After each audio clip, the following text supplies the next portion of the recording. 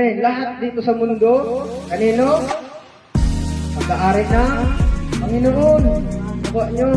Wala ka man, pero magkakamayroon ka ngayon. Amen? Tapusin natin to. Si Lord ang bahala. Sa Hebreo, chapter 12, verse 5. Anong sabi?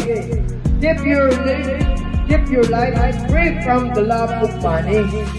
And be content with what you have. Because God has said, never will I leave you, never will I forsake you. Amen. Sabi sa Hebreo, chapter 13, verse 5, iwasan nyo ang pagiging sakim sa salapi. Maging kontento kayo sa anumang nasa inyo. Sapagkat, sinabi ng Diyos, hindi ko kayo iiwan o pababayaan man. Amen.